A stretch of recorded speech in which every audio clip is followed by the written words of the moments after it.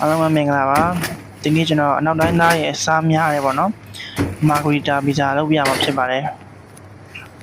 အရင်ဦးဆုံးကျွန်တော်တို့ဂျုံတစ်လုံးယူမယ်ပေါ့နော်ဂျုံတစ်လုံးထုတ်မယ်ဂျုံတစ်လုံးထုတ်ပြီးတော့ကျွန်တော်တို့ဒီဂျုံခန့်ထားတဲ့ပုံမှာတင်မယ်ပေါ့နော်တင်ပြီးလို့ရှိရင်ဂျုံအထောက်လှမ်းမယ်ပြီးရင်ခေါင်းဘက်ကနေပြီးတော့မှစဖိမယ်ပေါ့နော်ခေါင်းဘက်ကနေစဖိမယ်ဒီကျွန်တော်တို့နောက်ဘက်ကိုပြန်လှန်မယ်ပေါ့နော်အဲ့ပြန်လှန်ပြီးတဲ့ဘက်ကနေပဲကျွန်တော်တို့စပြီးတော့ပြားမှာပေါ့နော်အဲ့လက်နဲ့ကျွန်တော်ဆွဲသလိုပဲပေါ့နော်တိတ်မကျွမ်းနေတဲ့လူကတော့ဖြည်းဖြည်းချင်းဆွဲလို့ရပါတယ်ကျွန်တော်အပြားကြည့်အောင်လုပ်တဲ့နေရာမှာတော့တယောက်တယောက်မတူဘူးပေါ့နော်ပုံစံချင်းမတူကြဘူးကျွန်တော်ကတော့ဒီတိုင်းပဲလက်ပေါ်မှာလှည့်ရတဲ့ပိုအားတာတယ်ပေါ့နော်တချို့ကလည်းအမေရိကန်ပီဇာအတိုင်းပဲဟိုလက်ပေါ်မှာရိုက်တာများတယ်ပေါ့နော်ချို့လည်းဒီတိုင်းပဲဆွဲကြတယ်ပေါ့ကျွန်တော်ကတော့ကျွန်တော်အားတာတို့ပဲလက်ပေါ်မှာပဲလှည့်ရတယ်ပေါ့နော်ပြီးရင်ကျွန်တော်တို့ခန်းချင်းဒီဆိုတုံမယ်ခန်းချင်းဒီဆိုကျွန်တော်တို့ဒါ ready made ဘူးလာတယ်ပေါ့နော် ready made ဘူးကိုကျွန်တော်တို့ပြန်ပြီးတော့ခြေလိုက်တယ်ခြေပြီးကျွန်တော်တို့စားတို့ငရုတ်ကောင်းတို့စီတို့ပေါ့နော်အဲရောထည့်ပြီးတော့မှမှုရထားတဲ့ဟာပေါ့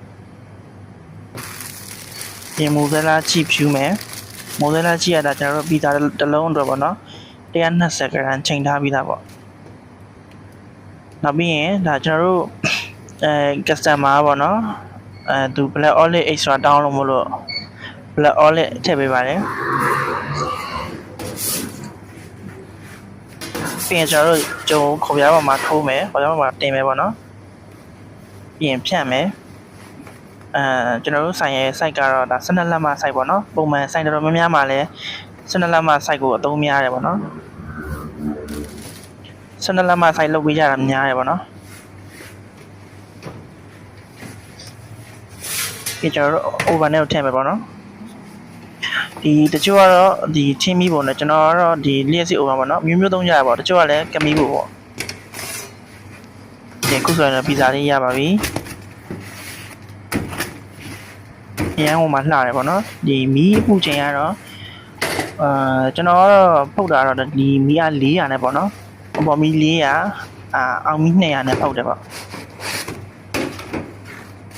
ကဲခုဆိုရင်တော့ရပါပြီ12လက်မဆိုင်မာဂရီတာပီဇာပေါ့နော်ကဲအားလုံးပဲလိုက်လို့အဆင်ပြေမယ်ထင်ပါတယ်နားမလဲတာချိန်လဲကျွန်တော်ဒီ comment မှာရေးခဲ့လို့ရပါတယ်ခင်ဗျာ